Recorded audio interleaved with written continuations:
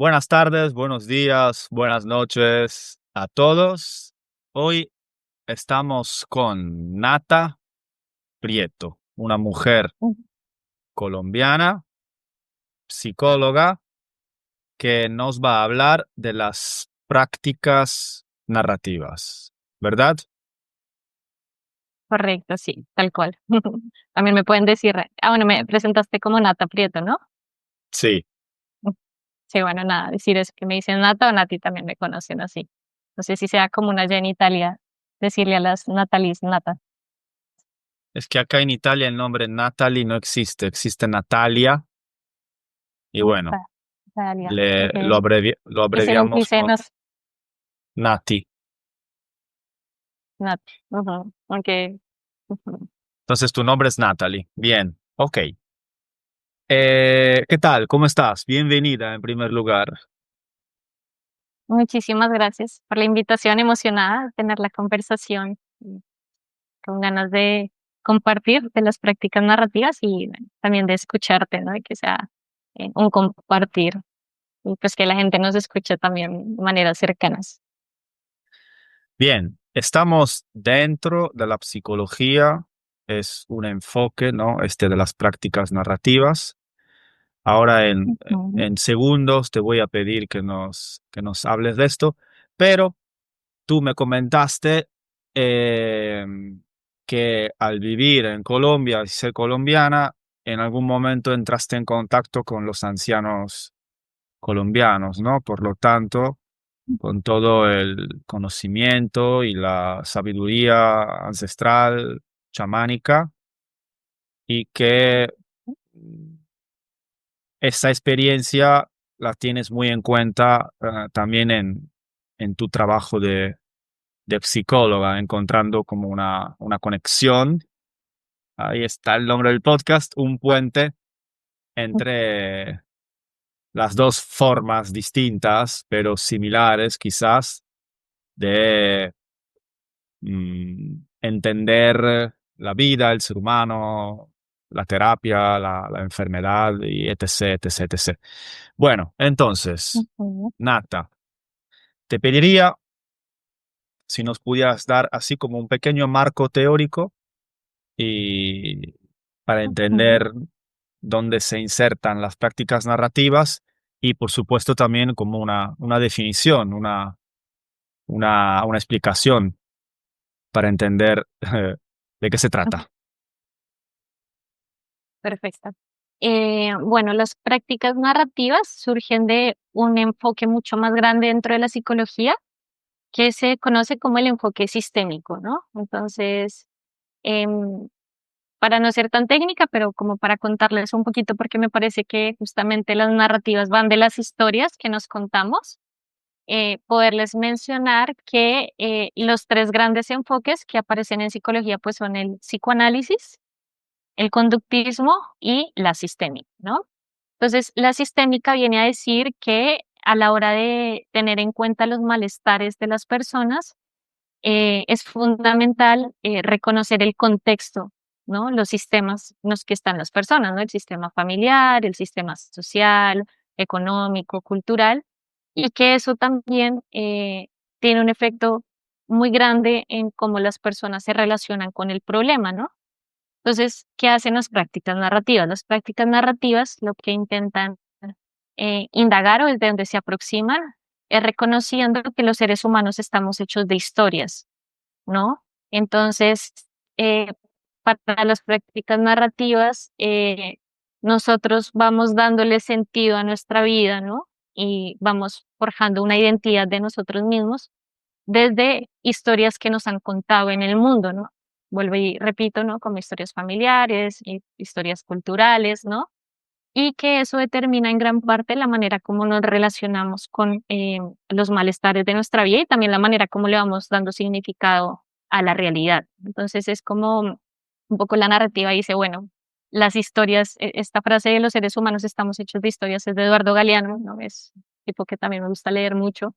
Y creo que lo que hace es reconocer el contexto, ¿no? Que no es como que, porque la psicología tradicional, un poco el enfoque del psicoanálisis, dice, bueno, todo es como un proceso interno, ¿no? Es como la individualidad, todo pasa dentro de ti.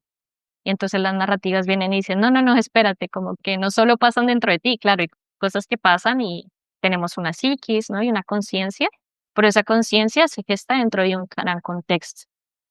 Y eso es lo que hacen las prácticas narrativas. La idea es que en la terapia se vayan encontrando cuáles son las historias de nosotros que tienen más poder, más peso, ¿no? Entonces hay una metáfora que a mí me ayuda mucho y es como que nosotros tenemos muchas historias, como cuando uno ve en el cielo un montón de estrellas, ¿no? Y nosotros decidimos, o bueno, no sé, es un proceso de resignificación en el cual nosotros decidimos qué formas hacer, ¿no? Entonces digo, bueno, voy a hacer tal forma y esa es la manera como yo me identifico. En terapia narrativa vamos encontrando cuáles son esas estrellas, esas historias dominantes en nuestra vida, ¿no? Y cuáles son esas historias también que se han perdido de vista, ¿no? Que están como muy silenciadas. Por ejemplo, cuando llegamos a terapia y decimos, no, es que yo soy una persona ansiosa.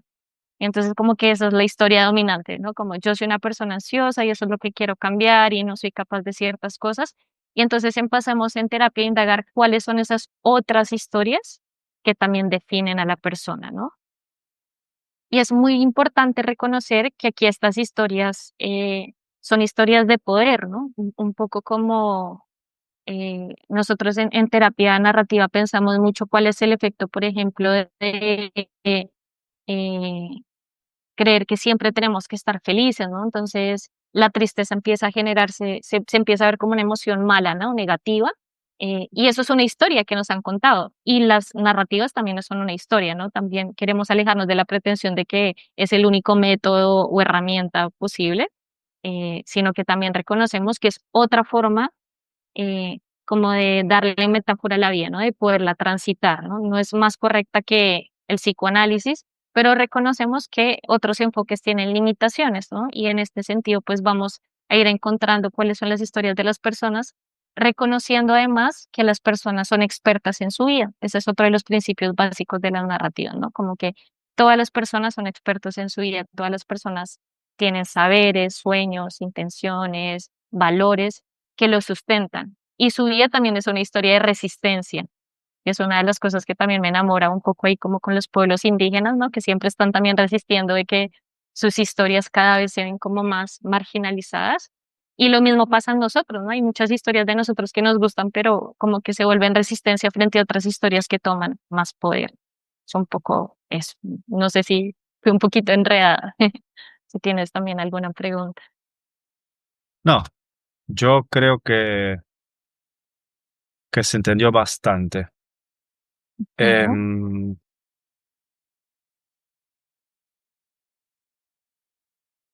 en algún momento dijiste que con la psicología clásica hay ujú, así como un poco de choque, quizás, como que las ujú. prácticas narrativas se alejaron un poco de cierto tipo de enfoque, ¿no? ¿Quieres profundizar un poquito eso?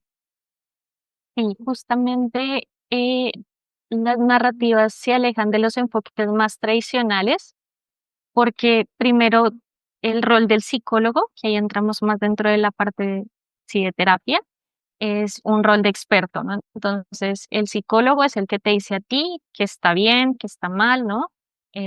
Incluso ya hay como historias que se toman como normales, ¿no? Y es como que es que entra dentro del rango de lo normal, de lo patológico, incluso hablamos de cosas morales, ¿no? En muchas terapias se dice como, no sé, si tú eres poliamoroso, también eso es un conflicto, ¿no? Y como que también se mezclan un montón de cosas. Y lo que hace la terapia narrativa es reconocer que el saber no está en mí. O sea, no soy yo quien sepa cómo tú puedes llevar tu vida de mejor manera, sino que lo que yo hago en terapia es acompañarte a través de preguntas. O sea, las preguntas para nosotros son puertas, son preguntas reflexivas, para que tú mismo vayas dándole sentido a tu experiencia y vayas construyendo los caminos que a ti te hacen sentido. Entonces, digamos que se distancia de decir, de poner verdades, ¿no? Absolutas, ¿no? Tú tienes tal cosa o tú eres así, tú tienes que hacer esto, sino que justamente lo que intentamos es sacar esas historias de saberes y de valores de las personas para que de ahí podamos construir, ¿no? Y pues poner en el centro la escucha, y eso ya es totalmente radical con otros enfoques, ¿no? Hay otros enfoques que ya tienen su manera de operar y dicen, bueno, tú si tienes ansiedad, haz estas cosas, ¿no? Y hay otra cosa que es fundamental dentro de las prácticas narrativas y es que entendemos que la persona nunca es el problema. O sea, el problema parece como algo externo a la persona, ¿no? No es como tú eres ansioso como parte de tu identidad, sino que a veces te llega la ansiedad, ¿no? Es algo externo, ¿no? Y además eso tiene que ver con una propuesta de entender el contexto, ¿no? Un poco los abuelos, nosotros le decimos abuelos a los indígenas en Colombia, un poco para contextualizar, también dicen que cuando una sociedad se enferma, cuando alguien se enferma, hay que preguntarle qué le está pasando a la sociedad, es decir, el malestar individual, no es como que, porque es que hay tanta gente que llega a terapia con depresión o con ansiedad, sino que algo en la sociedad lo está gestando, lo está cultivando, ¿no? Entonces, se habla ya de un malestar social o incluso ellos hablan del territorio, ¿no? Cuando la naturaleza también empieza a enfermarse y eso cómo se relaciona con nosotros. Cosa distinta a otros enfoques donde pues la persona simplemente tiene ansiedad por un montón de cosas también químicas que aquí, vuelvo y digo, la narrativa no quita que hay depresiones que son químicas y que esa narrativa también es importante integrarla, pero no es la única ni la más cierta, ¿no? Así uno está construyendo muchísimas historias y la idea es como poder ver la complejidad que somos. Muchas veces estos enfoques em, hegemónicos antiguos tienen una narrativa muy simple, lo que es el ser humano en ciertos casos, y aquí la narrativa dice, bueno, hay muchas historias, ¿no? O sea, no quiere decir que el psicoanálisis no tenga cosas ciertas o el conductismo, pero no es lo único, ¿no? Ni tienen la potestad de decir que es verdad o que no, y eso es lo que hacemos con las narrativas. Ujú, Perfecto.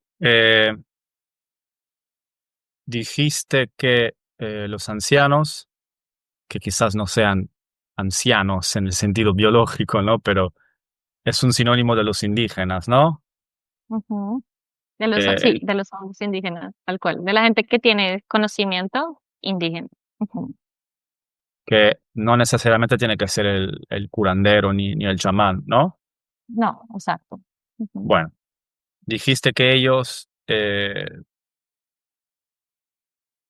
a veces, creo, relacionan eh, el problema no tanto al individuo, sino a a la sociedad, ¿no? O sea, estoy enfermo porque la sociedad está enferma, ¿no? Ujú, Entonces, no sé si es ahí donde hay esa conexión, pero, ujú. o sea, tú dijiste que las prácticas narrativas vienen de ese enfoque sistémico dentro de la psicología, ¿no? Que también engloba el El sistema, control. el Ujú. contexto, ¿no? Entonces, no sé si era allí a dónde iba la conexión entre el conocimiento indígena ancestral y las prácticas narrativas, pero no pude evitar de notar eso. No, gracias por hacerme esa evolución, porque sí, o sea, ahorita que te escucho digo, claro, ese es uno de de los puntos en común que encuentro tanto de los saberes ancestrales, si los queremos nombrar así, o los temas espirituales, y las narrativas, y es entender que el problema nunca es individual, ¿no? O sea que, porque es algo que se vuelve muy notorio, sobre todo en terapia, ¿no? Como, porque hoy en día hay tantos casos de depresión o porque hay tanto suicidio, ¿no? Y de hecho, hay trabajos muy bonitos, como por ejemplo en Canadá, en la comunidad se estaban suicidando muchos chicos, ¿no? Y entonces, lejos de coger al chico y decir, bueno, tú, ¿qué es lo que te está pasando, no? Y como un problema único, se reúne a la comunidad y se dice, bueno, ¿qué es lo que está sucediendo? Que nuestros jóvenes están buscando como una opción el suicidio, ¿no? Y empieza a generarse también un saber colectivo, ¿no? Cuáles son todas estas cosas que afectan a los seres humanos como individuos y qué prácticas podemos tener. Es exactamente lo mismo que hacemos en las narrativas, ¿no? Yo digo mucho yo trabajo con personas que también están en contextos muy precarios. Ujú. Y aquí como que hago como el paréntesis de Colombia, pues es un país donde el contexto de violencia es muy fuerte, ¿no? Y entonces hay un discurso un poco de, no, es que la gente no quiere echarle ganas, ¿no? La gente se deprime porque quiere, y entonces uno va y mapea y entonces dice, no, pero es que cómo no va a tener depresión si no tiene cómo pagar, no sé, la comida de sus hijos, el colegio, o sea, no hay una posibilidad de una vida digna.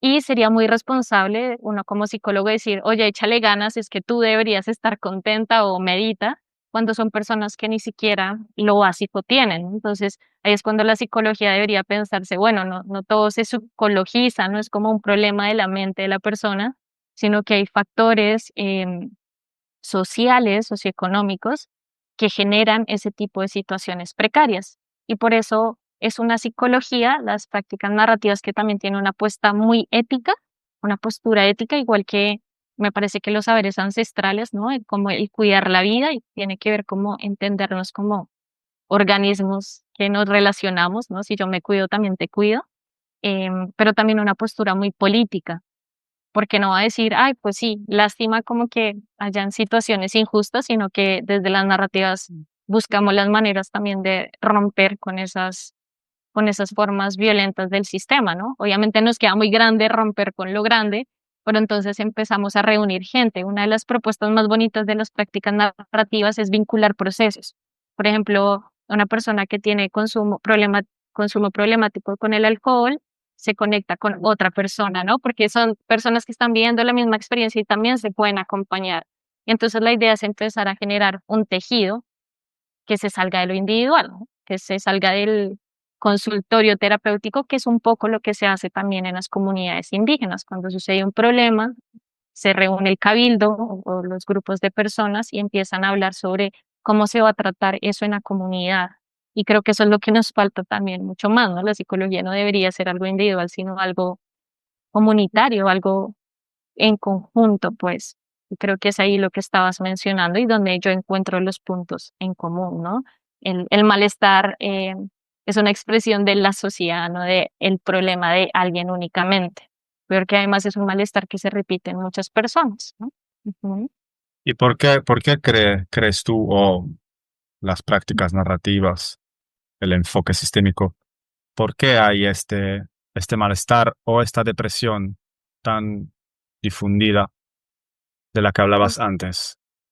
Fíjate que, bueno, de la sistémica te podría, yo me, no, pues aunque parte de la sistémica no sabría bien cómo cuál es la razón que ellos le dan, pero desde las narrativas lo que te podría decir es que entendemos que todos estos problemas se gestan en inequidades estructurales, es decir, ¿En? en las Perdón.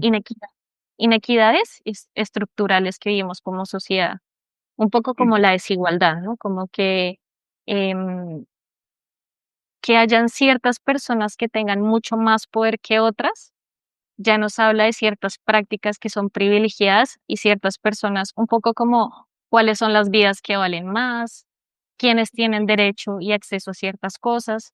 Y aún a pesar de que hay personas que están en una situación, diríamos, de privilegio, ¿no? Que tienen las necesidades básicas satisfechas y tienen espacios para disfrutar, pues de alguna manera la sociedad sigue estando eh, mal distribuida, es decir, como que sigue habiendo personas en situaciones de opresión, de violencia, y eso también nos enferma, porque yo creo que lo que le pasa a las demás personas también me interpela a mí, ¿no?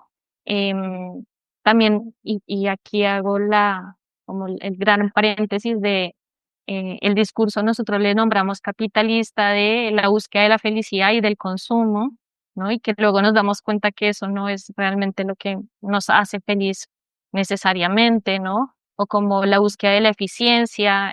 A mí me llegan muchas personas a consultas, entiendo que no son suficientes todo el tiempo, ¿no?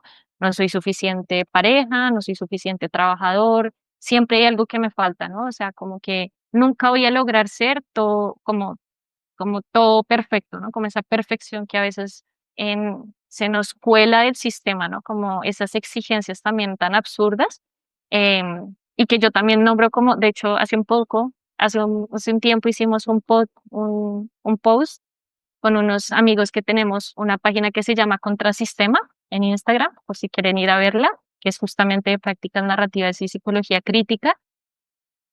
y nombrábamos un poco como la trampa del trabajo interior, ¿no? Como que a veces también esta idea de estar sanando constantemente y de maneja tu energía y vibra alto y siempre está feliz y todo el tiempo trata de sanar, muchas veces también nos genera mucha exigencia y mucho malestar, ¿no? Como que esos discursos aparentemente de bienestar lo que forman es malestar en las personas. Y es ahí cuando lo que hacemos en narrativas es ver qué historias crean mundos, ¿no? O sea, cuáles son las historias que nos estamos contando y qué efectos tienen, que es muy similar a lo que pasa también en las comunidades indígenas, ¿no? De hecho, ellos hablan mucho de los mitos, ¿no? Y por eso para ellos los mitos son tan importantes y sus historias, ¿no? El jaguar y de todo lo que esto conlleva, porque para ellos eso crea su mundo y su realidad, pues pasa lo mismo en la de nosotros, ¿no? Y por eso es tan importante entender que esas historias obedecen a poderes mucho más grandes. No quiere decir que estemos, y aquí podemos caer en la desesperanza de, bueno, pues el sistema es mucho más grande, ¿yo qué puedo hacer en eso? Lo que hace la narrativa justamente es buscar actos de resistencia, entender que siempre estamos resistiendo, que equivocarse es una forma de resistir, que estar en vulnerabilidad también es decir, bueno, no siempre tengo que ser fuerte, ¿no? En estas historias un poco de no me puedo rendir, y encontrar esas narrativas alternas, ¿no?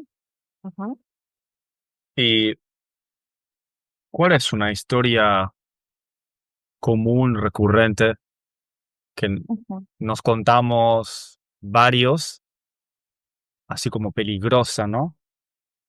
Eh, que soléis ver en las terapias? ¿Hay alguna que se repite un poco en esta sociedad que decías Uf, ujú.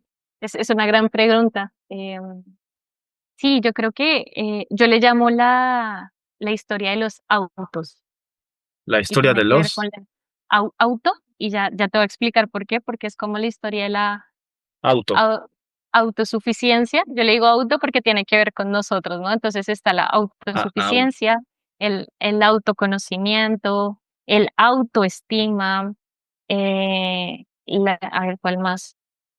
Bueno, estos autos que nos contamos y que lo que hacen es ampliar esta historia de la individualidad, ¿no? Como yo tengo que ser eficiente, productivo, aparte de mi autoestima, depende de mí, ¿no? O sea, que yo me siento, que yo tenga la autoestima, eso es un problema mío, ¿no? Como hay algo malo en mí, falla en mí, no sé qué pasa, ven y arréglame un poco, como dicen en terapia, como ayúdame con esto. El autoconocimiento, que también veo que está mucho en lo espiritual, no, en el mercadeo, o en, no sé cómo nombrarlo, como en cómo el capitalismo cogió lo espiritual y también lo volvió como una manera suya, lejos de lo espiritual ancestral, que me parece que tiene todo el sentido. Y aquí voy con esto, y es que, eh, pues todo es, o sea, el problema es mío, yo lo soluciono y también la mejora es mía, ¿no? Como que no miro más allá de eso.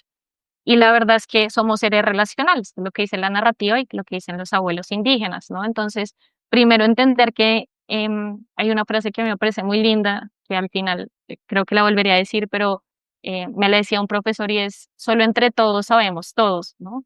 Como esta pretensión de querer saberlo todo y como de tenerlo todo solucionado no es posible porque necesitamos de otros y de otros seres además, ¿no? Y esa es una cosa como fundamental.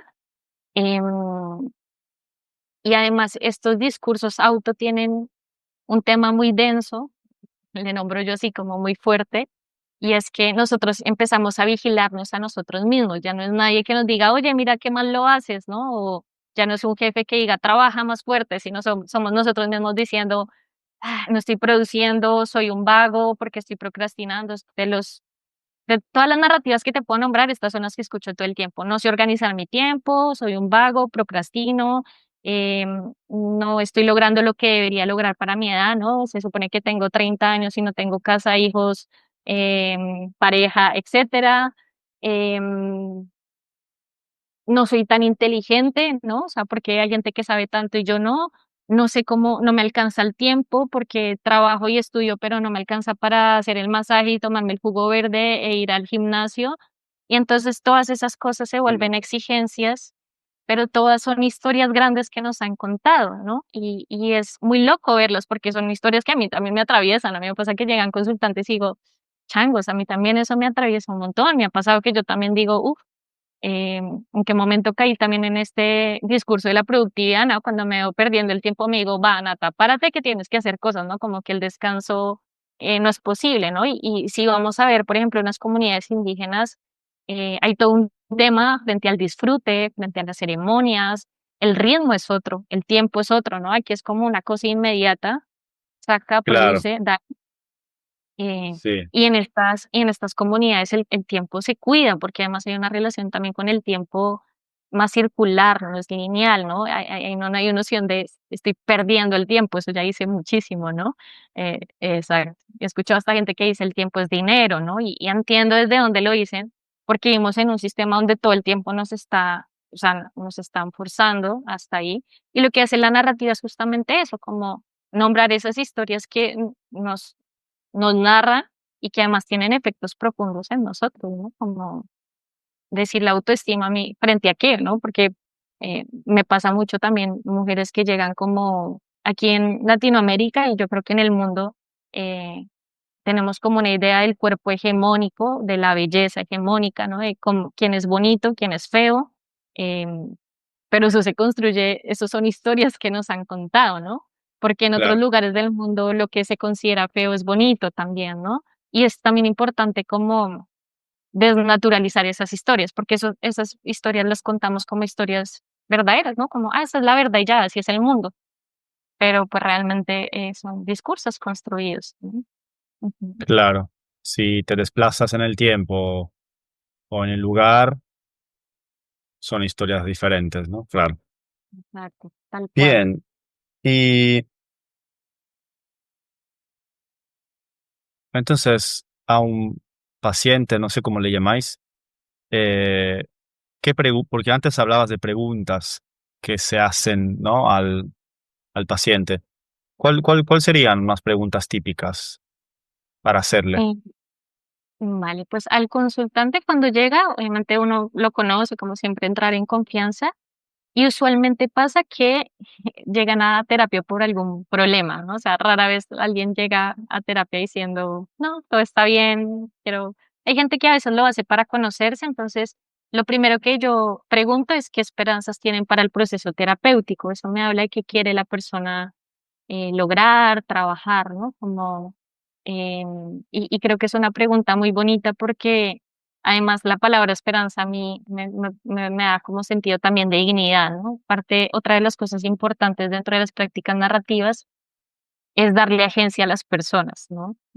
Que a veces se la quita el mundo, ¿no? No la quita el mundo, pues sentir que no podemos con nuestros problemas.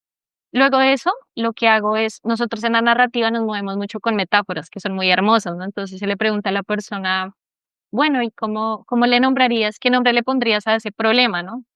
Pues, por ejemplo, hay gente que dice, no, yo le pondría el nombre de el monstruo de la depresión, por ejemplo, por darte un ejemplo, o el hueco de la inseguridad, ¿no?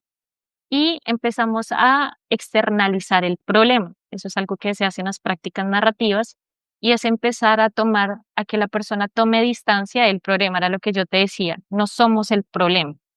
Mm. Entonces yo le hago preguntas como, bueno, y cuando el monstruo de la depresión aparece, cuéntame qué le abre las puertas a este monstruo en tu vida, ¿no? Porque entonces ahí ya digo, bueno, a lo mejor el monstruo de la depresión no esté todo el tiempo o está todo el tiempo, ¿en qué momentos aparece? ¿No? Y entonces es como hacer desde la curiosidad, esa es otra de las cosas más lindas que aparecen en terapia narrativa y es moverse desde la curiosidad, justamente, ¿no? Desde ese saber experto de voy a comprobar una teoría, sino desde la curiosidad, porque reconocemos que las personas saben, indagar cómo es que la persona le ha hecho frente a este problema en su vida, ¿no? Cómo ya ha resistido, porque además las personas cuando llegan a terapia ya han intentado hacer muchas cosas, ¿no? No, pues yo he hablado con mi familia, yo me refugio en mis amigos, yo he intentado ir al gimnasio, por ejemplo, ¿no? Y entonces empezamos a mapear todo eso para que las personas también reconozcan todo el camino andado y al final también, después de, digamos, esta externalización, ¿no? Donde la idea es que se dibuje. A mí me encanta mucho trabajar con el recurso del dibujo porque A veces siento que sentimos más de lo que podemos expresar con la palabra, ¿no? Y también eso es clave en las terapias, y es que nos acontecen tantas cosas que la palabra se ve muy limitada, y el dibujo a veces es muy diciente, y luego lo que hago es que la persona tome postura frente a ese problema en su vida, ¿no? ¿Estás de acuerdo con los efectos que ese problema tiene en tu vida? Por ejemplo, ¿estás de acuerdo con lo que hace la depresión? Y hay veces que están de acuerdo con cosas, hay veces que no están de acuerdo con cosas. Parecería más obvio que no estén de acuerdo, pero hay cosas también que los problemas también traen de maneras interesantes en las personas, ¿no? Por ejemplo, hay gente que me ha dicho, a mí la tristeza me duele y no me gusta, pero también sé que cuando estoy triste es cuando más reflexivo estoy. Y eso me parece importante, ¿no? Como la reflexión. Digo, bueno, mira, como que la reflexión es algo importante para ti, ¿no? Y entonces me voy bajando es por los valores que tienen las personas, que es importante para cada persona proteger, cuidar, y desde qué formas de vida quiere habitar, ¿no? Y eso es lo que cuidamos en la terapia. Entonces, estas son las preguntas un poco que aparecen, ¿no? ¿Qué efectos tiene ese problema en ti? ¿Cómo le has hecho para caminar a pesar de ese efecto? Eh, hacemos remembranza también, ¿no? Quienes te han acompañado, quienes han sido ejemplo para ti, ¿no? Y a veces también indagamos en, no, es que yo tenía un amigo que siempre me acompañó, y mi amigo me decía tal cosa, ¿no? Entonces ahí también reconocemos que la experiencia de los otros en nuestra vida también tienen efectos, ¿no? Y nos acompañan, ¿no? Incluso de las mascotas, de los animalitos, de un libro, de una película, ¿no? Tratamos de mapear de dónde vienen esos saberes, porque lo mismo, tratamos de sacarlo como de esta parte esencialista, como, es que yo soy fuerte, yo nací fuerte y esa es mi cualidad, sino, bueno, ¿y de dónde viene esa fortaleza? ¿Cómo se construye en tu vida? ¿Quiénes son fuertes por ejemplo, en tu red familiar? ¿A quién consideras fuerte? ¿O fue un libro que leíste que te inspiró, ¿no? Y empezamos a mapear cómo es que esa historia se ha construido, ¿no?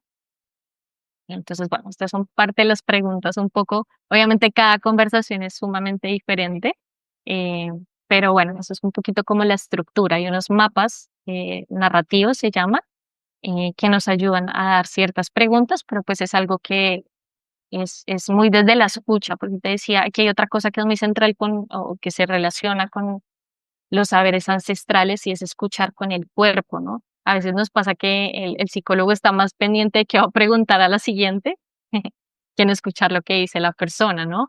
O no, como yo tengo una hipótesis, voy a llevarla por esa idea, entonces voy a preguntarle por ese tema. Yo lo que hago es preguntarle a las personas, mira, tengo tres puertas por las cuales podemos ir, dime por cuál te gustaría ir, o incluso si tú encuentras alguna que yo no estoy viendo, y nos metemos por ahí porque es la que tú sientes que necesitas, ¿no?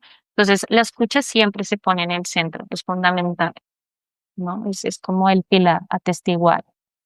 Ujú. Y finalmente, en resumidas cuentas, ¿cómo se sana? O no sé si sería el verbo correcto, a través de las prácticas narrativas.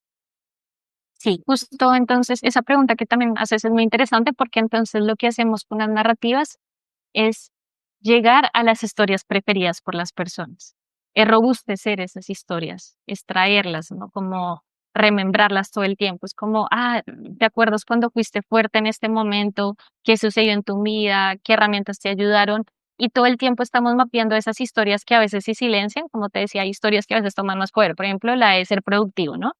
Y entonces, bueno, y esta historia tuya de que para ti es muy importante tener tiempo para tomarte tu cafecito, ¿cómo podemos empezar a ampliarla, no? ¿Cómo podemos empezar a hacer prácticas, acciones en lo cotidiano que den cuenta de esas historias más chiquitas? Y esa es una forma de resistir. Entonces, eso es lo que se hace en terapia, cada vez trabajar esas historias y cómo se robustecen o se hacen más grandes dándole sentido, dándoles, o sea, dándoles preguntas para invertir, o sea, como, ¿cómo se dice? Como para abrazarlas de sentido y que tengan un espacio mucho más grande en nosotros, ¿no? Pero además también se sana, o bueno, si esta palabra, o se trabaja, em, entendiendo que no solo nos pasa a nosotros, y eso es algo que veo que es muy potente en terapia, parece algo muy bobo o simple, pero cuando yo le pongo a veces en conversaciones a mis consultantes y le digo, ay, mira que tengo una consultante que también tiene este tema con su físico, por ejemplo. Entonces dicen, ay, yo pensé que yo era la única, como que uno cuando tiene el problema uno se siente como solo, ¿no? Como inadecuado, es mi problema y soy yo.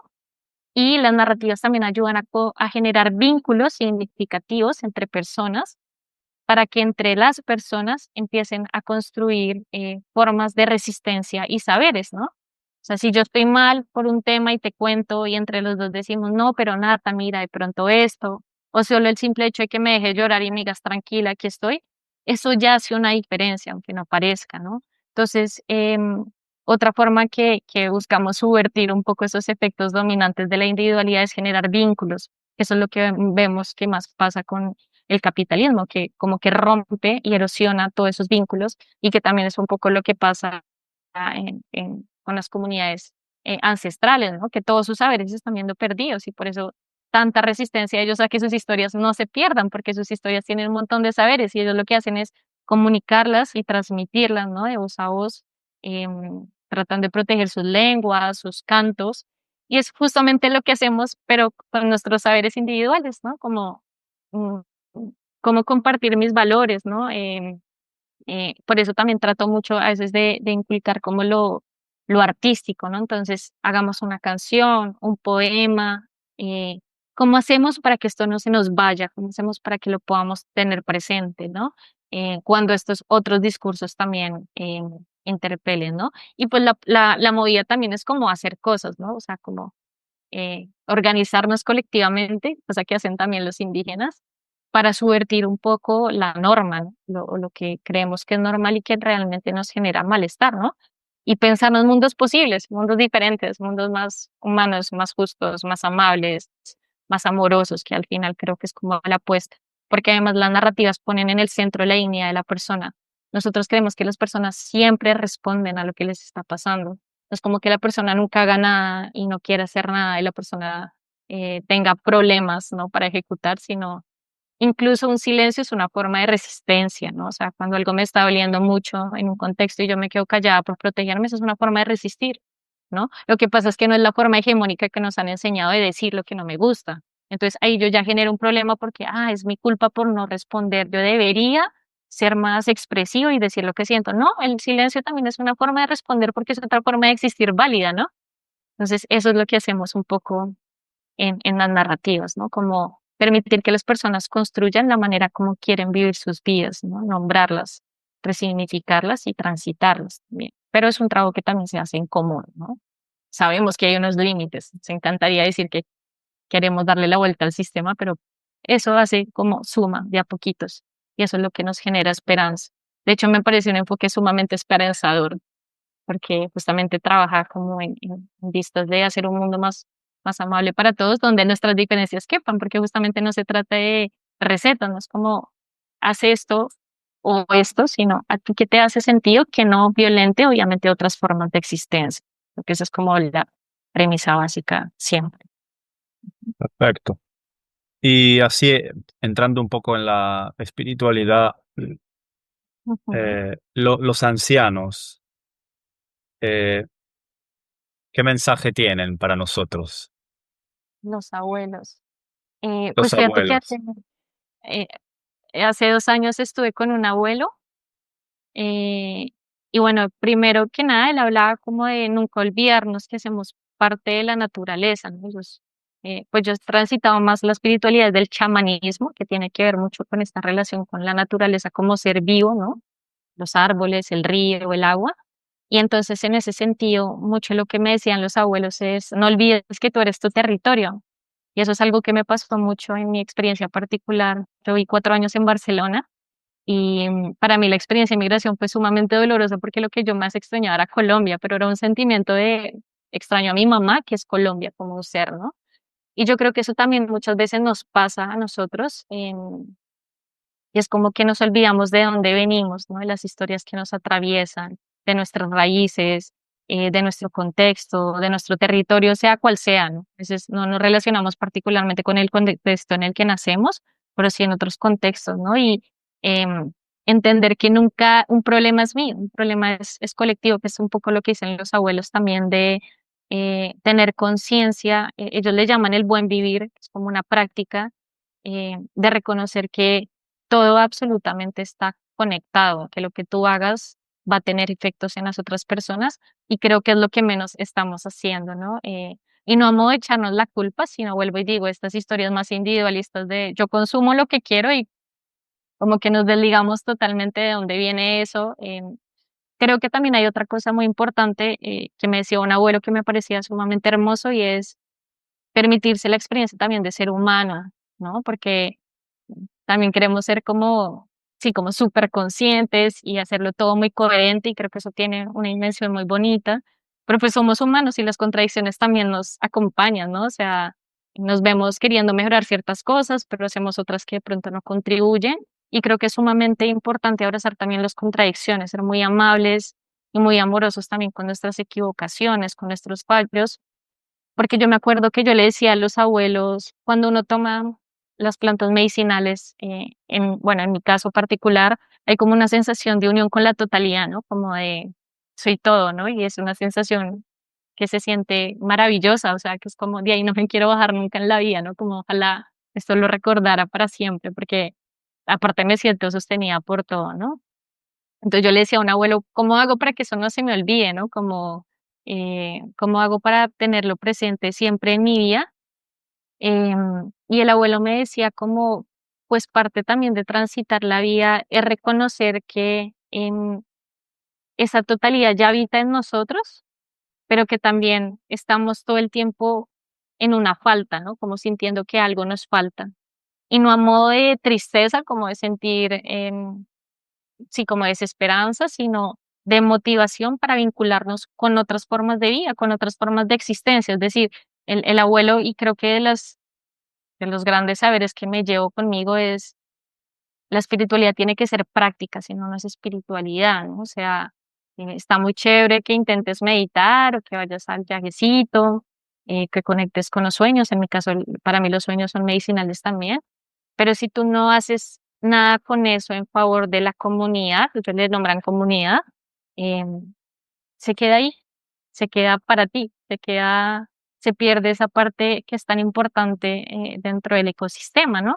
Entonces, eso es lo que a mí me motiva a llevar a las prácticas narrativas, ¿no? Como, y creo que cada uno lo puede hacer desde sus lugares, no quiero decir que entonces todos tengamos que meternos a algo político o algo así, sino lo que yo veo de los abuelos es que cada uno cumple un rol dentro de la comunidad, pero siempre se está pensando en el otro, ¿no? Y creo que eso es uno de sus grandes saberes y es que el otro eres tú, un poco lo que dicen ellos y en otras culturas ancestrales el saber siempre es el mismo y eso es lo hermoso y fascinante de los arquetipos, ¿no? Y es que son como verdades universales que nos acompañan. Entonces, yo diría cómo poder hacer esa espiritualidad práctica y también propia, ¿no?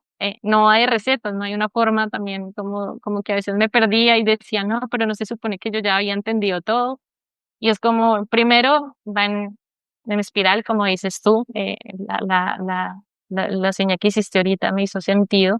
Y además no hay recetas. Creo que en esto de las narrativas cada uno le va dando un significado a a la espiritualidad de maneras diferentes y está bien, ¿no? O sea, yo siempre en las narrativas y algo que he aprendido es que lo que es obvio hay que preguntarlo. Entonces cuando alguien me dice, no, a mí lo espiritual me ha ayudado, pues yo le digo, ah, bueno, ¿y qué es para ti lo espiritual? Para mí lo Sí, espiritual puede ser ayudar al otro, pero para ti lo espiritual puede ser meditar y tu curso de Reiki, para ti lo espiritual puede ser como una forma de conectar con lo trascendental, para alguien puede ser la forma de, al contrario, conectar con lo más cotidiano y lo más chiquito. Entonces creo que es también ir como encontrando nuestras propias maneras y reconociendo que no hay una, y por eso también es lindo porque estamos hechos de diferencias y de diversidad, ¿no? Y en eso nos complementamos. Y eso es uno de los grandes saberes que también me acojo mucho a los abuelos. Y creo que también ellos decían manejar al ego es difícil y en la espiritualidad el ego se mueve muchísimo, ¿no? Como estoy haciendo un montón de cursos y sé más que otros. También esta tendencia a veces sentirnos superaditos como en cosas como, ah, es que yo sí sé y esa persona todavía no ha entrado en este estado de conciencia. Híjole, y yo digo, pues yo creo que cada persona anda en su tránsito, ¿no? Y creo que tiene que ver más con cómo pones eso al servicio, lo que ya sabes. Pero eso no te hace más que nadie. O sea, es decir, lo espiritual es de todos, no es de una sola persona, porque además somos eso, considero yo, ¿no? Que es un poco lo que he aprendido de los abuelos. Y el cuidado, creo que esa es otra de las palabras fundamentales que también se practica desde las narrativas y es el cuidado por la vida.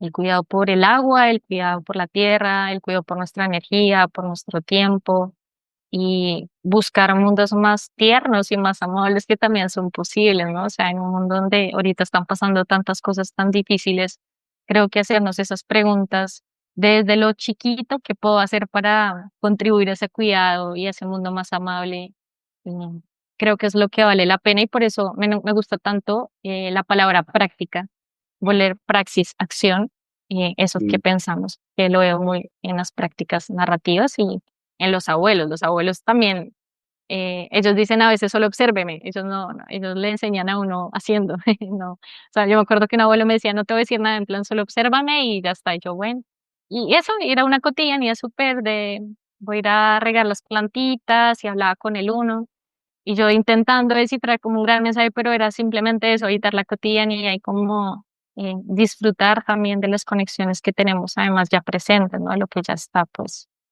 Ujú. Bien. ¿Y nos compartes algo acerca de los sueños? De los sueños, pues fíjate que para mí, a mí se me activaron con una de las tomas de viajecito, por ahí escucho que tú también has tomado ayahuasca.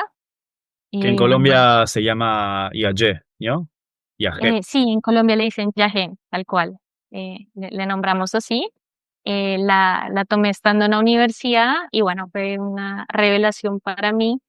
Y a partir de ahí como que los sueños empezaron como a activarse más y son muy importantes para mí porque mis sueños suelen ser con animales, que es a lo que más le temo. Yo le tengo, me encantan los animales, pero les tengo miedo. Soy súper gallina en lo cotidiano, ¿no? O sea, con cualquier tipo de animal y pues creo que hay un miedo como que tiene raíces más profundas y que he estado trabajando. Pero lo lindo de estos sueños es que siempre es con animales y yo, el significado que yo les he dado y la sensación que me generan es que hay algo más grande que me sostiene, ¿no? Porque a veces también andar un poquito en estos discursos sociales, económicos, políticos, es muy desesperanzador, ¿no? Como, uff, a veces también se siente uno como solo en el mundo luchando contra una gran estructura. Y para mí los sueños son ese lugar al que voy cuando duermo, que me recuerda que estoy sostenido por algo más grande que yo, ¿no? Y que además está relacionado con más personas, porque los sueños son muy arquetípicos, no todos los sueños, considero que hay sueños de todo tipo, ¿no? Pero he tenido sueños así como con serpientes y sí, como que me hacen sentir que estoy conectada, ¿no? Que a veces me es más fácil cuando hay una toma de ayahuasca o de yagecito o de yopo, pero para mí los sueños son eso que me hace sentir en lo cotidiano como conectada. Y pues luego la praxis, ¿no? Lo que hago en lo cotidiano y pues a veces se me olvida y me equivoco y para mí los sueños son una forma de recordarme que ese mundo existe, porque siempre he estado como en una batalla de ser muy materialista, nada existe y chao todo y solo es lo social y construcción social. Y luego digo, no, pero hay algo que nos acompaña y ese es como para mí, es como darle a las historias pies, como enraizarlas, como, no, claro que estamos hechos de historias sociales, pero esas tienen pies y esos pies nos hablan de las raíces, ¿no? Historias ancestrales también, ¿no? Entonces, es mi forma de reconciliar esos dos mundos que a veces me ponen ahí como a batallar. Dijiste, ese mundo existe. ¿Pero Ujú. cuál? ¿Cuál mundo? ¿Qué mundo? Yo creo que el mundo como de no sé si le nombraría mundo, pero lo que sí creo que existe es que hay una conciencia universal muy sabia que nos tiene acá, ¿no? O sea, para mí eso es lo espiritual y que además se craneó, no sé si se craneó o fue intencional, son preguntas como que todavía no me respondo y no sé si algún día me vaya a responder, pero por lo menos me ayudan a caminar, porque eso también me he dado cuenta, hay preguntas que no son de responder, sino de transitar que nos sostienen, ¿no? Que sí creo que, o sea, me parece increíble que la vida siendo tan hermosa como es y tan, nada más pensando en el cuerpo humano, cómo está formado y cómo funciona de maneras tan, sea una cosa solo azarosa, ¿no? Y creo igual que el azar también existe, ¿no? O sea, como que lo que he podido ver en mí es que puedo reconciliar los opuestos o las contradicciones, ¿no? Cómo reconciliar la ciencia, porque la psicología es ciencia, ¿no? Racionalidad, pero también lo místico y lo mágico y lo ancestral. Se conectan y se conectan de maneras bien profundas. Lo que pasa es que lo ancestral y lo místico y lo mágico era la ciencia o es la ciencia de los indígenas y no es menos válida por no tener el enfoque científico que Occidente tiene, ¿no? Y tampoco quiero decir que el enfoque occidental esté mal, simplemente son dos realidades que pueden habitar además y que se pueden unir para generar mundos más amables, realmente más justos para todos. Bien, perfecto. Entonces, así como para resumir un poco, las prácticas narrativas nos pueden ayudar a reconectar con nuestras historias que de forma consciente o inconsciente nos contamos, e intentar eh, ¿qué? A ver, conclúyelo tú. E intentar visibilizar las historias que son preferidas por nosotros o que más nos importan para desde ahí construir la vida que queremos, ¿no? Como eh, puedes nombrarlo como historias o las identidades que más nos gustan de nosotros, ¿no? Como reconciliar eso para desde ahí construir eso que queremos, ¿no? Visibilizarlas, porque es muy fácil que esas historias queden ocultas, queden marginalizadas. Eso es lo que nos genera malestares. Mm. Claro, pero me imagino también sin rechazar las malas historias, ¿no? Totalmente. Acabas de decir algo crucial y es, claro, hay historias de las cuales puedo tomar postura y digo, esto no quiero estar en mi vida. También puedo resignificar una historia, es decir, esto no me gustó, pero de esto puedo sacar tal cosa y puedo aprender. Mm. Eh, y tampoco se trata de negar una historia que otra, ¿no? Es como tampoco yo le digo a la gente, no se trata que la narrativa sea ver el vacío lleno y ya no vacío, ¿no? O sea, puedo verlo vacío también a veces y verlo lleno, pero entender cuáles son los efectos de esas historias. em, y también cómo opera el poder, porque aquí sí hay un tema muy sociopolítico y es, pues hay discursos que tienen poderes, o sea, buscan cosas, ¿no? O sea, el discurso de los autos no es un discurso mm, ingenuo o desprovisto de intención, o sea, que todos queramos trabajar y producir, tienen unas intenciones con el poder y con la riqueza, ¿no? Y poder tomar pasos frente a ellos, es decir, a mí todavía esas historias me narran, no puedo decir que me haya salido, es muy difícil salirse del sistema y tampoco creo que eso sea la manera, pero desde el mismo sistema ya hacemos resistencias y eso es lo lindo, encontrar qué historias tengo mías que resisten a eso que no estoy de acuerdo, ¿no? Y pues si estás de acuerdo, pues digo, también es válido, ¿no? Pero poder ver qué efectos tienen esas historias y contextualizarlas. Para mí es muy importante entender que no son historias, que no son verdades absolutas ni verdades que aparecieron así porque ajá, sino que pues tienen intenciones también, ¿no? Ujú. Perfecto. Bien. Ok, Nata, a ver, si a no ser que tengas algo más que añadir, creo que no No, podemos. no, no, la ¿Sí? verdad no, muchísimas gracias por las preguntas. También me quedo pensando muchas otras y nada, muy chévere también como la lleva a ese también por el espacio. Gracias a ti. Sí, la idea de este podcast es abrir puertas tanto a la audiencia como al entrevistador y a Ujú. la entrevistada, en este caso, ¿no? No sé si me inventé palabras en español, pero ¿se Lo entendió? hiciste bien, se entendió Ok, súper bien, existe. pues abrir puertas y conectar. Esa es un poco la idea de fondo. Se dice así en español, la idea... Sí, la idea de Uy, fondo, la idea central, bien, pero es español, bien, bien, bien ahí, ah, a veces se me cruza el italiano y no sé lo que estoy me hablando. imagino. Bueno, entonces nos dirigimos hacia el final con las últimas 5 preguntas, así como preestablecidas. Y la primera de ellas sería si tienes algún libro o película para recomendar.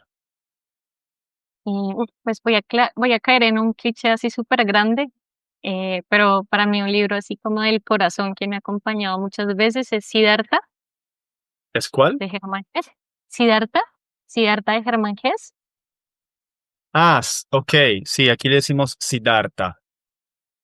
Aunque Siddhartha, ese Claro. libro, pues, o sea, como en la búsqueda de lo espiritual, creo que es un libro sumamente humano, o sea, como que humaniza la espiritualidad y nos muestra un poco como todas estas facetas que a veces atravesamos en ese camino de soltar los deseos, pero luego involucrarnos en los deseos de la vida, ¿no? Y entender que también es un camino propio, ¿no? Como que a veces creo que, y justo va esa narrativa, ¿no? Eh, de entender que son caminos que solo nosotros podemos transitar, pero que también se retroalimentan de otros caminos, ¿no? O sea, me parece que hay como un juego entre lo que yo voy construyendo y en lo que otros construyen que también me puede servir a mí o que yo tomo o decido incorporar. Entonces, sí, harto me parece un gran libro y hay otro que se llama La insoportable levedad del ser, de Milan Kundera. Un libro, dices, o una película.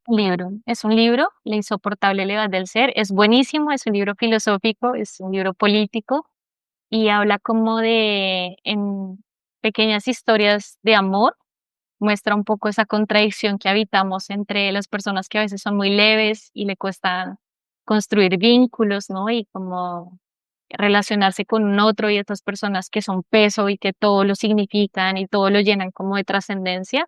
Y para mí ha sido un libro que me ha acompañado mucho porque particularmente yo siempre me he sentido como un toro alado, ¿no? Como una persona que todo le da peso, todo le significa, pero al mismo tiempo una persona que sabe volar, ¿no? Y ha sido muy lindo porque me ha ayudado a reconciliar contradicciones, me ha ayudado a entender que puedo habitar ambos lugares y que ninguno es malo, ¿no? Y se hace preguntas filosóficas sumamente hermosas, entonces lo recomiendo, también es fácil de leer, no es ladrilludo, no es así como que uno diga, uy, qué pereza, no, está chévere, así que creo que es otro Ok. buen libro.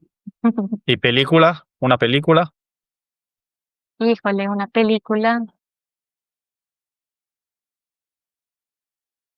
eh, Interestelar, gran película, creo que también habla de la Ajá. conexión, de que todos estamos conectados, habla también como de pues todo este mundo cuántico que me parece importante, pero también habla del cuidado de la tierra y es sumamente humana, o sea, es una película que es súper recomendada y creo que mucha gente se la ha visto y hay otra que se llama El abrazo de la serpiente, creo que a ti te encantaría, es una película de un director colombiano, se llama Ciro Guerra y habla como de esta unión entre el mundo occidental y el mundo indígena, ¿no? De cuando estaban los indígenas ahí. También tiene el tema del caucho, cuando explotaban el caucho, entonces el tema de la colonización. También tiene el tema de los sueños, de la cultura. O sea, es una película que yo no les cuento más porque yo usualmente me tiro las películas cuando las cuento, pero súper recomendada. Tiene que ver como justamente con los saberes ancestrales, con la unión de estos dos mundos, con la colonización, con los recuerdos, con la remembranza. Gran película, gran película. ¿Cómo dijiste? ¿De la serpiente? ¿Qué era? El Él. abrazo de la serpiente, el abrazo de El la serpiente. abrazo. Decir, no Bien. sé si ahorita, no sé en qué plataforma esté, de pronto en Filming, pero bueno, gran película. Que la serpiente en la cosmovisión indígena es también, ¿no?, el ayahuasca. Exacto. No, es tremenda película que, no, yo creo que te va a encantar. Luego me cuentas A cómo ver. te parece. Ok. Ya la- Otro consejo. Eh, Imagínate que nos regalan 100 euros. A una persona le regalan 100 euros. ¿Qué le recomiendas comprar? ¿Cómo lo puede gastar? Bueno, $100. Ahora no sé el equivalente en la moneda colombiana, Eso serían pero 400.000 pesos. Y pues no sé, yo voy a caer como en algo también muy cliché, pero yo diría que en, en una algo que toma, dime, en una toma ya que no, yo diría como que en un disfrute. Sí, en algo que le haga disfrutar mucho la vida, pero además algo que pueda compartir, ¿no? O sea, pienso si es un viaje con sus mejores amigos o con su familia, pues viajar, o sea, es decir, algo que pueda compartir con otros, pero además algo que disfrute, porque creo que en este mundo donde el discurso está también duro, espacios de disfrute y de placer y de gozo también son una forma de resistencia, entonces que sea algo para también para disfrutar, pero con otros también. Bueno, abrazar a otras personas. Ujú. No, no iría a nada particular, ahí sí le dejo la pregunta más bien a las personas. Vale, vale, vale, vale. Y la siguiente sería, ¿qué haces tú o qué recomiendas hacer en los momentos de dificultad para estar bien, para aliviar un poco el sufrimiento? Qué buena pregunta. Pues yo creo que una de las de lo que más me acompaña, mis amigas, mis amigas creo que son fundamentales y mi familia, ¿no? Las personas que amo, pues ahí entran muchas Mm. personas, por hablar con ellos es algo que para mí es vital, ¿no? Cuando más dificultades tengo, más mal me siento, hablar con ellos y no necesariamente porque espero que me den una respuesta, sino simplemente por el abrazo y el apoyo y el cariño que puedo recibir. A mí particularmente me ayuda mucho escribir, ¿no? O dibujar también, como, no sé si por eso también las narrativas es algo que atesoro, pero como que me ayuda a organizar lo que siento. Como que a veces siento tantas cosas que es como chanfles, como que necesito organizar y hay algo que decían mucho los abuelos o un abuelo indígena en Colombia que dice, organiza el pensamiento, amiguita, ¿no? Como organízalo. Y creo que una forma de organizarlo yo lo veo como si estuviera enredado en mi cabeza y cuando voy escribiendo como que lo desenreo y eso me ayuda también un montón. No para quizás siempre dar soluciones, pero sí para entender qué es lo que me está pasando, ¿no?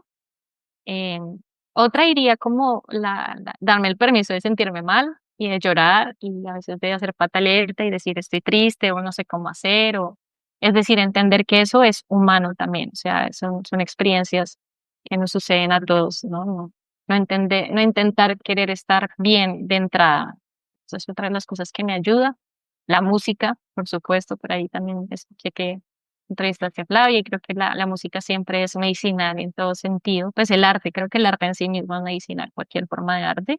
Y la música es algo que me acompaña en los momentos más oscuros y también los más bonitos. Yo creo que serían esas cosas. Sí, la Vale, naturaleza sí, te lo iba a decir yo. Y la naturaleza. y la naturaleza, por supuesto, gran, ya se me iba volando, pero no, claro, los paseos viendo el cielo, la montaña, ¿no? Y cualquier cosa simple que me conecte como con algo más grande que yo, y que aparte me parece muy benevolente, pues eso también me ayuda un montón. Genial. La antepenúltima pregunta sería, si pudieras poner en el cielo un cartel para que todo el mundo lo viera, o sea, te damos la oportunidad de tener un cartel ahí y escribir algo y todas las personas del mundo lo van a ver. Ok. Ya que te gusta escribir, Ya que me ¿qué gusta escribir, escribir, qué hay una frase escribirías? que adelanté en la charla y que no es mía, que la dijo un profesor y que será de otra persona y es, me parece maravillosa, pero es súper simple y es el hecho de que solo entre todos sabemos todo, ¿no? Y esa frase me parece muy hermosa porque es reconocer que el saber se construye entre todos, que nadie sabe más que nadie, que tú tienes algo que yo no sé y que qué lindo poderlo compartir y que al final mi identidad o lo que yo considero de mí, lo que considero del mundo es una colcha de retazos de lo que escucho de los demás, ¿no? Que eso quita un poquito también esta idea de la individualidad y aparte es muy esperanzador, o sea, a mí me parece que es una idea muy ligera, ¿no? Como de no tengo que tener pretensión de saberlo todo, o sea, cero, que lo sé todo, es imposible que alguien lo sepa todo. Y qué lindo que Claro. entre todos lo podamos construir. Creo que esa frase para mí se la comparto a todo el mundo siempre que puedo y parece preciosa. Ujú. Pues esta frase, junto con la de los seres humanos estamos hechos de historias, se juegan el título de la entrevista, ¿eh? Wow. Quizás una de estas dos será el título. Bueno, la última ya se compone de dos partes porque estoy creando una cadena entre mis invitados. Es decir, tienes que contestar a la pregunta que hizo el invitado anterior y tienes que formular tú una pregunta para el siguiente. ¿Sí? Vale, ¿qué pregunta? Yo creo que La pregunta anterior, primero te leo esa, es de una chica italiana, te la tengo que traducir, que se llama Francesca y pregunta, ¿cuál es tu sueño anhelado? Podría ser la traducción, creo. ok. Y cuándo lo cumplirás? Hija madre. Ah, hija madre, dijiste. Sí, sí, una expresión muy colombiana. Ah, Eh, ¿Cuál es mi sueño anhelado y cuándo Yo creo que mi sueño anhelado es poder tejer cada vez más vínculos significativos con personas, pues, de lo que hago, ¿no? Como generar red, conexión. Em, y creo que ya estoy haciendo por ello, conectando, tal cual. Y bueno, aquí estoy también, además, agradeciéndote un montón por la invitación. Entonces, esto que estamos haciendo es un pasito. La página que tenemos en Contrasistemas se llama con P, Sistema, Contrasistema. En Instagram también moviliza mucho y eso ha sido bien bello. Em, y creo que ya se está dando, ¿no? Creo que hacia donde vaya también es una curiosidad que me genera, pero pues es poder acompañar a personas de maneras muy humanas. Creo que eso es lo que más, como mi gran sueño, ¿no? Que las personas se sientan cómodas y escuchadas y que desde ahí también puedan salir cosas. Eso es como lo que bien. diría. Ujú. ¿Tienes un tatuaje aquí o era una pulsera? Este es un tatuaje, sí, pues chiquito, pero no sé si se vea. No sé si ese es el que dices. Sí, creo que era ese, pero creo que lo vi cuando yo tenías la O otra. es, no, sí, tengo solo esos dos. Aquí una línea es con mi mejor amiga. Son dos líneas y le siguen a ella en el brazo. Es como, para mí las amistades también son, que ese es otro discurso que me veo mucho en terapia y es los vínculos más significativos no siempre son la familia, es decir, la familia es un vínculo, para mí mi familia es, la amo, la adoro, la tesoro, pero los vínculos de mi amistad también han sido, no son menos importantes, ¿no? Un poco esto de qué vínculo importa más y bueno, eso es otro de las narrativas en terapia, ¿no? La pareja es lo que más importa o es la familia y empezar como a tejer para mí qué vínculos tienen más significado. Entonces, bueno, ese es un tatuaje con una gran amiga que amo mucho y que me acompaña. Saludo para la amiga de Nata. Bueno, Para otra Nata, ¿cómo se llama? ¿Nata también? Natalia. Tengo, todas mis amigas se llaman Natalia, literal. Cosas Bueno, de la vida. cosas que se dan. Ok, entonces ahora tienes que formular tú la pregunta para el siguiente, Eh, uh, em, que puede ser que sea un astrólogo chileno. un astrólogo chileno. Puede Pues, ser. wow. Fíjate, desde el astrólogo, uy, no sé qué. Bueno, una pregunta que quizás te hagas tú a ti misma, lo que sea, lo que se te surja. Mm, yo, bueno, así irnos por lo narrativo, no sé si suena muy ñoño, pero preguntar como qué historias te estás contando a ti mismo y qué mundos estás creando, ¿no? ¿Cuáles son las historias que... hay una frase muy bonita que a mí me gusta escuchar en narrativas y es como qué historias hablan por ti, ¿no? ¿Qué historias te narran, ¿no? En ese sentido, pues para hacerle la pregunta a la persona de pronto, no sé si eso queda muy enredado, pues qué historias lo atraviesan y qué mundos o qué formas de vida están creando esas historias, ¿no? Y le pongo historias con S, así grandotas, porque no es una, ¿no? Seguramente son varias. ¿Qué historias te estás contando y qué mundo es el mundo, qué mundos estás creando? Ujú, de acuerdo. Y estas historias, ¿qué mundos crean? O qué realidad crea también puede ser otra forma de nombrarlo, a lo mejor más cercana para que no se sienta tan Y grande la, la fra- pregunta. y la frase que dijiste que te gustaba, ¿cuál era? ¿Qué historias te atraviesan? Eh, No, ¿cuál era? ¿Qué historias te narran, no? ¿Qué historias te narran? Es como decir, como las historias nos atraviesan, pero a veces incluso como que ni nos damos cuenta, ¿no? Y entonces